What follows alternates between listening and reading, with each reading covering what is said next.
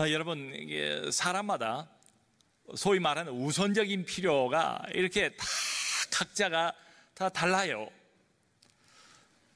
자, 저는 그러면서 이런 질문을 한번 같이 생각해 보고 싶어요.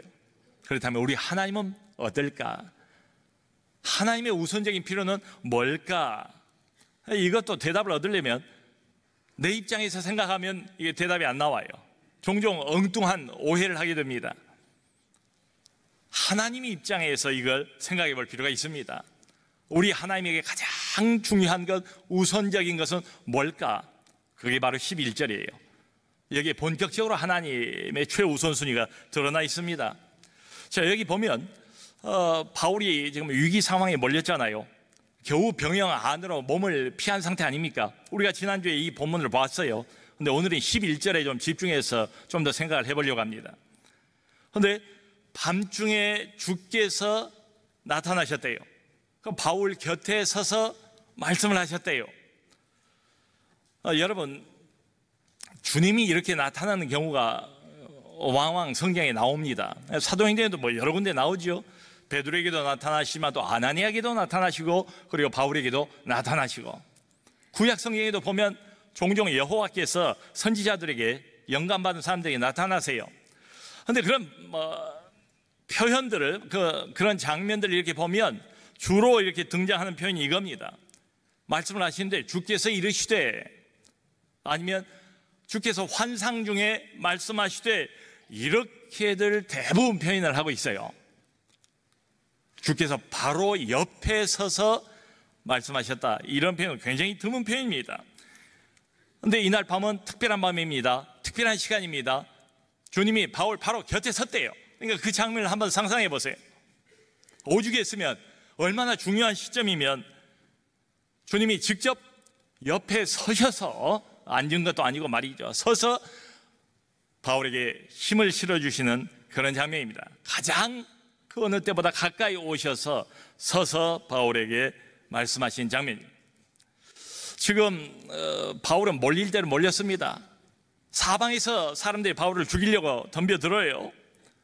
바로 이 뒤에 보면 바울을 죽이기 전까지는 먹지도 않고 마시지도 않겠다, 바울을 죽이려고 하는 암살 결사대가 조직이 됩니다. 바로 그 순간 주님이 직접 바울에게 나타나셔서 옆에 서서 하신 말씀이 뭔가 하면, 담대하라 바울이여, 네가 예루살렘에서 나에 관해서 증거한 것처럼 로마에서도 증거하여야 하리라. 나에 관해서 네가 지금까지 증거한 것 같이 로마에 가서도 똑같이 그렇게 말하라. 이게 다른 내용을 주문하지 않았어요. 지금까지 했던 그대로 말하래요. 단지 담대하래요. 입을 다물지 말래요. 말하는 내용을 바꾸라는 암시가 전혀 없어요. 그냥 같은 내용입니다. 지금까지 네가 해오던 대로 입을 닫지 말고, 주저하지 말고, 뒤로 물러나지 말고 입을 열어서 말하라는 거예요. 여러분, 지금까지 바울은 3차에 걸쳐서 선교 여행을 다니지 않았습니까? 수많은 이방인들을 만났습니다. 또 수많은 유대인들을 만났습니다. 만날 때마다 계속해서 같은 내용을 전했지요. 근데 말했더니 반응이 안 먹히는 거예요. 저 사람들이 안 들어요. 받아들이지 않아요.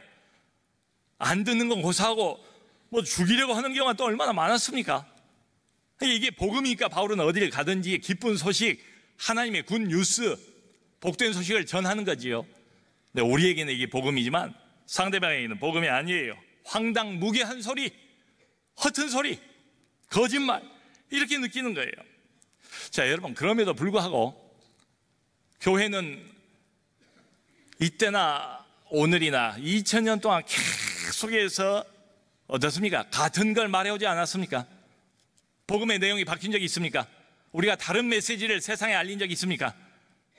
어느 한순간 이게 안 먹혀 들어간다고 해서 메시지의 내용을 바꾼 적이 한 번도 없어요. 늘 여기 말씀하고 있는 것처럼 나에 관한 증거, 입 닫지 말고 예수에 관한 증거, 나에 관한 증거를 말하라. 그렇게 해온 거예요, 교회가 오랜 동안.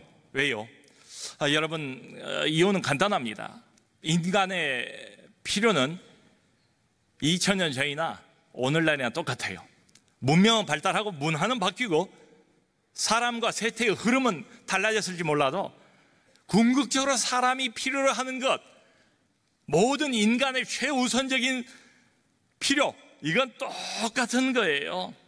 여러분, 하나님은 이른 비와 늦은 비를 내리시고 햇빛도 주시고 맑은 공기도 주시고 아름다운 5월의 하늘도 주시지 않았습니까? 하나님은 우리가 누리는 이 모든 것을 다 은혜로 공급해 주시는 분이세요. 근데 하나님은 이게 있습니다. 사람들이 정작 원하는 것을 주지는 않으세요. 내가 원하는 것, 내가 달라고 하나님께 요청하는 게 있잖아요. 그걸 그때그때마다 하나님이 곧대로 주지는 않으세요. 대신에 우리 하나님은 사람들에게 필요로 하는 것을 주십니다. 그게 뭔가 하면 바로 복음이에요.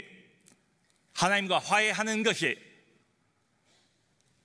하나님과 끊어져 버리고 단절되어 버린 관계를 다시 잇는 것, 하나님과의 끊어져 버린 다리를 다시 회복시키는 것, 이게 우리 하나님에게는 최우선적인 순서입니다.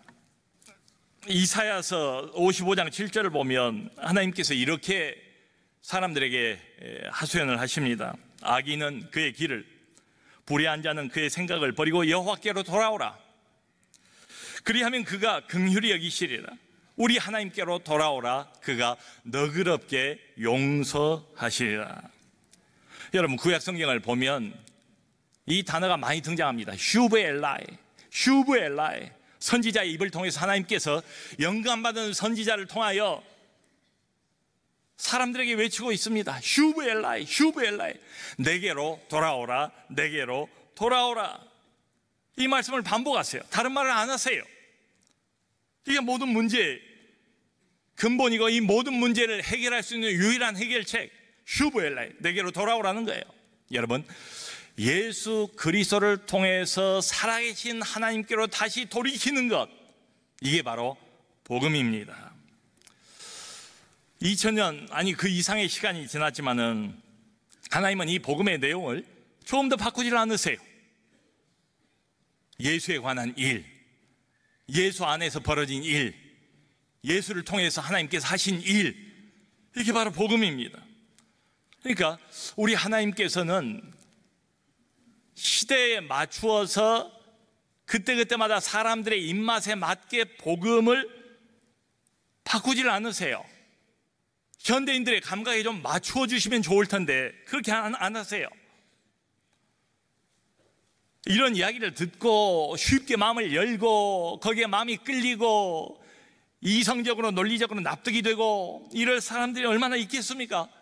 그러니까 사람들에게 좀 맞추어서 좀 더 세련되게, 좀 더 현대인의 취향에 맞게 입맛을 고려해서 이렇게 복음의 내용을 좀 바꾸어서 전하면 좋을 것 같은데 그렇게 해본 적이 없으세요. 복음 내용은 예나 지금이나 항상 동일합니다. 우리 하나님은 거기에 조금도 보태지도 않으시고 조금도 거기서 빼지도 않으세요. 바울이 전했던 나에 관한 일, 예수의 일, 지금도 똑같은 복음을 우리는 전합니다. 여러분, 여기 예수님 스스로 그런 말씀을 하시잖아요. 바울에게 요구사항이 나의 일에 관해서 증거했다. 나의 일, 이건 예수 그리스도에 관한 일인데요, 이게 바로 복음입니다. 복음은 예수로 시작해서 예수로 끝나요. 그러니까 복음의 어디를 열어보아도 예수가 보여요. 복음의 어디를 찌르고 건드려 봐도 예수의 냄새가 나요. 복음은 곧 예수입니다. 예수는 곧 복음입니다. 완전히 똑같아요. 이퀄해요. 여러분, 하나님의 구원 방법은 처음부터 끝까지 예수입니다. 오직 예수예요. 다른 방법이 없어요. 아마 속으로 이런 반문을 한 분들이 있을지도 모르겠어요. 에이, 목사님, 그 교회에 나오면 예수 이야기 많이 들었습니다. 들을 만큼 들었습니다. 난 충분하다고 생각합니다. 그러니까 예수 이야기 말고 내가 좀 살아가는데 신앙이 좀 도움이 되기를 바라는데 이 현실 문제에 관해서 도움될 만한 이야기를 좀 해주세요. 이런 생각을 할지도 모르겠어요. 여러분, 지금 바울은 주님의 종 아닙니까? 아끼는 종 아닙니까? 귀한 종인데 위기 상황에 빠져 있어요. 근데 밤중에 직접 나타나시고 그것도 바로 옆에 서서 지금 자신의 종에게 힘을 실어주는 장면이거든요. 근데 딱 한마디밖에 안 해요. 그저 담대하라. 바울아, 네가 얼마나 수고가 많니? 정말 나를 위해 쓰는구나. 뭐 이렇게 위로의 말씀도 없어요. 담대하라. 그리고는 이어서 어디에 가서든지 누구를 만나서든지 지금까지 한 것처럼 나에 대해서 증거하라. 그러니까 나에 대해서 증거하라. 복음의 메시지 안 바뀌어요. 입을 열어서 잠잠하지 말고 담대하게 전하라, 선포하라. 복음을 전하는 방법, 전략 이것도 바꾸지 않으세요. 매우 간단합니다. 매우 분명해요. 아주 한결같은 방법이지요. 근데 한편으로 보면 매우 뻔한, 매우 미련스러워 보이는 그런 전략. 먹히지 않은 방법인데 복음을 말하는 그 방법도 전혀 바꾸지를 않으세요. 여러분, 바울이 산지사방 다니면서 해보지 않았습니까? 좌충우돌하지 않았습니까? 그러다가 결국 여기까지 밀리지 않았습니까? 이보 전진을 위한 일보 후퇴 이런 것도 있잖아요. 전략이 필요하지 않겠어요? 복음을 전할 때도 잠시 좀 숨기도 하고 잠시 뒤로 한 걸음 물러났다가 사태가 진정이 되면 상황을 봐서 다시 그때 또 등장해서 말하는 방법도 있잖아요. 요즘에 옛날 같지 않지 않습니까? 이제는 뭐 일방적인 주입식 이건 사람들이 싫어하잖아요. 그 시대는 한물 같지 않았습니까? 상호 소통하는 방법을 이야기를 많이 하잖아요. 그러니까 복음을 전해도 상대방의 입장을 헤아려서 상호 소통하는 방법 이런 것도 생각을 해볼 법 하잖아요. 근데 그러지 않아요. 담대하라. 어디서든지 나에 대해서 말하라. 네 입을 벌려서. 일방적인 선언 얼마나 미련합니까? 얼마나 시대에 뒤떨어진 방법입니까? 저 사람이 어떻게 준비가 되어 있는지도 모르고 예수에 관한 일을 그냥 일방적으로 선언하래요. 얼마나 무례한 방법입니까? 자, 여러분, 그런데 2000년이라는 길고 긴 시간이 지났지만 우리 주님은 메시지의 내용을 바꾸지 않았어요. 동시에 메시지의 방법도 전혀 바꾸지를 않습니다. 역시 오늘도 복음은 뭐냐? 복음은 예수예요. 예수에 관한 것이에요. 그걸 전한 방법은 뭐냐? 뭐 현대적인 여러 방법이 있을 수 있겠지만 일단은 그래요. 기본적인 방법은 그래요. 변함없는 방법은 그래요. 우리의 입을 열어서 예수에 관해서 말하는 거예요. 여러분, 복음의 내용도 복음을 전하는 방법도 예나 지금이나 똑같습니다. 변한 건 아무것도 없어요. 물론 알아요. 이게 시대에 뒤떨어진 방법이에요. 먹히지 않은 방법이에요. 그럼에도 불구하고 우리 하나님은 좀 더 효과적인 방법이 있을 것 같은데 하나님이 못하시는 게 뭐예요? 전능자가 못하는 게 뭐예요? 그분에게 불가능한 건 없잖아요. 그럼에도 불구하고 이 아둔하고 미련스럽게 보이는 이 방법을 계속해서 고집하십니다. 바꾸지 않으세요. 이게 요즘 그 현대 상업 전략하고는 얼마나 다릅니까? 소위 말하는 마케팅 전략하고는 완전히 반대잖아요. 여러분, 마케팅 많이 물건을 사게 만들려면 어떻게 해야 됩니까? 우선 소비자의 취향을 공략해야지요. 이게 우선 아니겠어요? 그러니까 어쨌거나 많은 소비자들, 좀 더 많은 사람들이 관심을 갖게 해야죠, 이 물건에. 그리고 그들 마음에 들어야지요. 그래야 지갑이 열릴 것 아닙니까? 그들 마음에 들게끔 물건을 만들고 그들 마음에 들게끔 홍보를 하고, 그래서 좀 더 많은 돈을 소비하도록 그렇게 만들 필요가 있지요. 결국 마케팅 전략은 소비자 중심으로 갈 수밖에 없습니다. 근데 이렇게 보면 우리 하나님은 여전히 안 먹히는 방법, 사람으로 하여금 거부감을 느끼게 하는 방법, 이걸 고집하고 있어요. 자, 이렇게 보면 복음은 아하, 소비자 중심이 아니구나. 예나 지금이나 복음은 소비자 중심이 아니에요. 하나님 중심이에요. 여러분, 왜 하나님이 이렇게 언뜻 미련하게 보이는, 고린도서에 보면 바울도 그런 말 해요. 하나님은 미련한 방법으로 세상을 구원하기를 기뻐하셨다. 왜 하나님이 이 방법을 선택하셨을까? 이유가 있습니다. 아주 간단한 이유예요. 소비자는 인간입니다. 소비자는 모든 사람이에요. 우리예요. 그런데 어떤 소비자도, 어떤 인간도 자신의 진정한 필요를 몰라요. 자신의 영적인 필요를 몰라요. 그걸 아는 소비자 없어요. 여러분, 그걸 알고 어둠이 먼저 빛 앞으로 나오는 경우가 있습니까? 내가 먼저 하나님께 요청을 해서 예수 그리스도를 십자가에 못 박아 달라고, 구원을 위해서 하나님께서 그 일을 해달라고 요청한 사람이 어디 있습니까? 몰라요. 자신의 필요를 모릅니다. 설령 구원이 필요하다는 걸 알 수도 있지요. 수많은 진리를 찾는 시커들이 세계 도처에 여기저기 다니지 않습니까? 진정한 진리를 얻기 위해서 말이죠. 구원이 필요하다는 것을 생각을 한다 할지라도 그 필요를 어떻게 채워야 할지 소비자는 모릅니다. 몰라요. 그러므로 결국 결론은 이럴 수밖에 없어요. 구원에 관한 한 우리 하나님께서 모든 것을 다 준비하셨다. 하나님께서 아들의 죽음을 준비하셨습니다. 하나님 손으로 십자가에 자기 아들을 매달아 죽이셨어요. 엘리 엘리 라마 사박다니, 하나님의 저주, 하나님의 진노, 하나님의 쓴잔, 우리의 죄 때문에 그분이 먼저 그 잔을 마셨습니다. 우리가 요청한 적 없어요. 먼저 손 내민 적 없어요. 내 필요를 우리는 알지 못하던 때였습니다. 우리는 죄인으로 하나님 반대편으로 달려가고 있을 그때 하나님이 그 일을 행하셨다고 말하지 않습니까? 하나님의 아들을 죽이셨을 뿐만 아니라 그 아들을 사흘 만에 부활시켜 주셨어요. 우리를 위해서 하나님의 아들을 죽이셨고 우리를 위해서 하나님의 아들을 다시 살려내셨습니다. 이게 복음입니다. 말하자면 하나님이 우리의 구원을 위해서 필요한 모든 걸 다 하셨습니다. 그리고 한 가지를 요구하십니다. 복음을 믿어라.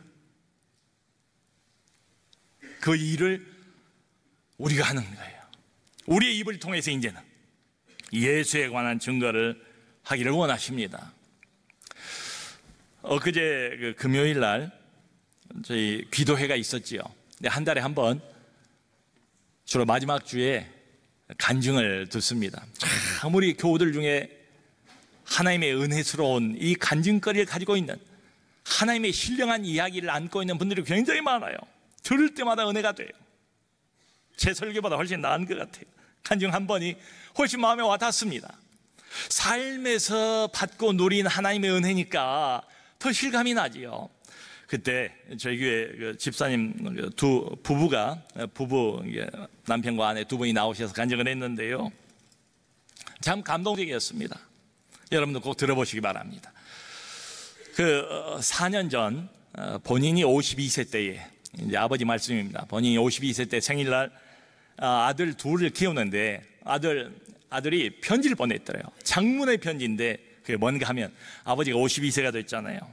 아버지를 존경하는 52가지 이유 해서 장문의 편지를 보냈어요. 그럼 맨 마지막 52번째가 이겁니다. 맨 마지막 멘트가 이거예요. 아버지는 나의 영웅이십니다. 아버지는 나의 영웅이십니다. 여러분, 장성한 아들에게서 이런 한마디 이야기를 들을 수 있다면 제대로 키운 것 아닙니까? 최선을 다한 것 아닙니까? 얼마나 보람이 있습니까? 자식 농사를 흔히 하는 말로 잘 짓지 않았습니까? 그런데 이분이 이제 하시는 말씀은 처음부터 이렇게 된 게 아니래요. 무척 어려웠대요. 자기 가정도 여느 가정처럼 사춘기 때부터 이렇게 복잡거리면서 다들 그러는 것처럼 말이죠. 그런데 어떻게 바꿔졌는가? 우리 교회에 와서 사춘기 부모 학교를 들었대요. 사춘기 부모 학교를 듣고 난 다음에 스텝으로 섬기기 시작했대요. 지금까지 무려 8년을 사춘기 부모 학교의 스텝으로 꾸준히 섬겨오신 겁니다. 그러니까 이번 하신 말씀이 사춘기 부모 학교의 가장 큰 수혜자 중에 한 사람이 바로 납니다. 강의만 듣고 끝나는 게 아니고, 이론만 머릿속에 담고 끝나는 게 아니고, 그것을 가정에서 실천해봤대요. 적용해봤대요. 몸에 익혔대요. 그 말씀을 들으니까 두 아들을 큰 결심을 하고 기독교 대안학교로 진작에 보냈어요. 그 한 가지를 바꿨답니다. 여러분, 한 가지를 바꿨는데요, 다 바꿔진 거예요. 학업 중심에서 관계 중심으로 바꾼 겁니다. 하나님과의 관계가 제일 중요하다. 부모님과의 관계가 제일 중요하다. 그 한 가지를 바꿨어요. 한 가지밖에 안 바꿨는데 가정이 바꿔졌습니다. 아이들 인생이 바꿔졌습니다. 행복한 가정으로, 격려하는 가정으로, 소통하는 가정으로 완전히 바뀌어졌다는 거예요. 제가 그 말씀을 들으면서 이런 확신이 생겼어요.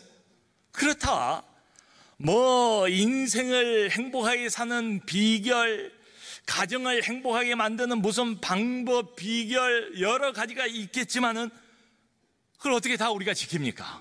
한 가지만 바꾸면 됩니다. 가장 중요한 것 한 가지 말이죠. 가장 결정적인 것 한 가지 말이죠. 가장 최우선적인 것 한 가지 말이죠. 그 한 가지만 제대로 바꾸어도 완전히 달라집니다. 그런 말 하잖아요. 우선적인 것을 우선되게 하라. 정말로 우선적인 것 같으면 그걸 우선순위로 놓아야죠. 그걸 주변으로 밀어내면 안 되겠지요. 딴 생각이 들다가도 다시 생각을 정리하고 생각을 고쳐먹고 가장 우선적인 것을 다시 가운데로 와서 중심에 다시 세워야 되지 않겠습니까? 우선적인 것을 우선되게 하라. 여러분, 복음이 최우선인 줄로 믿습니다. 복음은 많은 걸 포함하고 있어요. 복음은 실천이에요. 복음은 우리 신앙이에요. 우리 신앙의 전부예요. 신앙의 핵심이에요. 우리의 실천, 우리의 살아가는 삶의 전부예요. 핵심이에요. 복음의 가치관 하나만 제대로 세워도 다 바뀌어집니다. 복음적인 가치관, 세상적인 가치관 말고 복음적인 가치관을 최우선으로 알고 그거 하나만 제대로 붙잡고 제대로 세워도 내 인생은 다 바뀝니다. 우리 가정도 다 바뀝니다. 우리 직장도 다 바뀝니다. 그런 사람들이 많아지면 이 사회도 다 바뀌지 않겠습니까? 하나님의 최우선순위 복음입니다. 여러분, 그 새생명 축제를 위해서 작정된 VIP가 제가 보고받은 것은 848명입니다. 적은 숫자가 아니에요. 848명. 올지 안 올지 몰라요. 그런데 이분들을 위해서 벌써 기도표를 작성을 해서 목장별로, 교구별로 지금 돌아가면서 한 끼라도 금식하면서 간절히 기도하고 있지 않습니까? 두 가지가 필요한 것 같아요.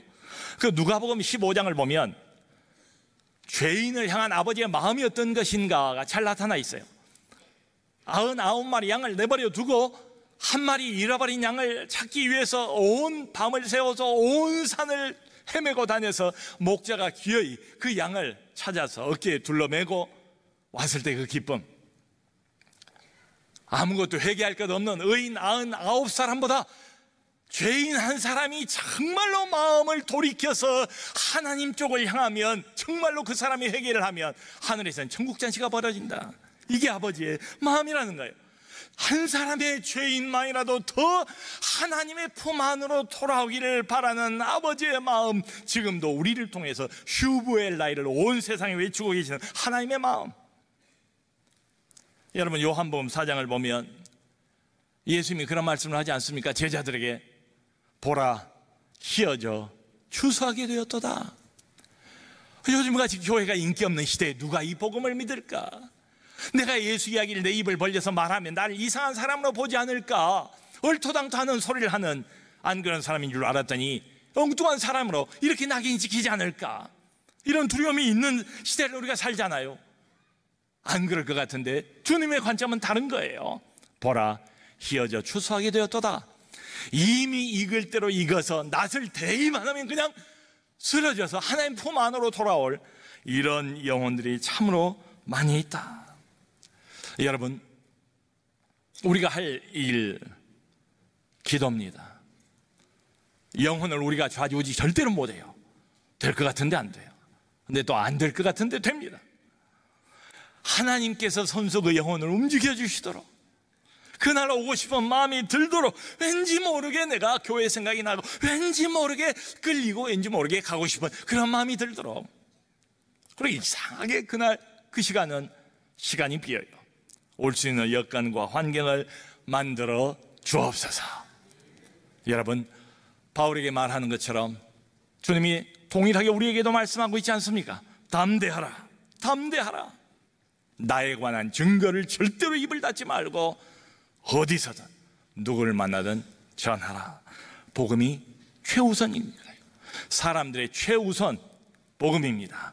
이 사람들의 최우선적인 필요를 채울 수 있는 우리 모두가 되기를 주님의 이름으로 축원합니다.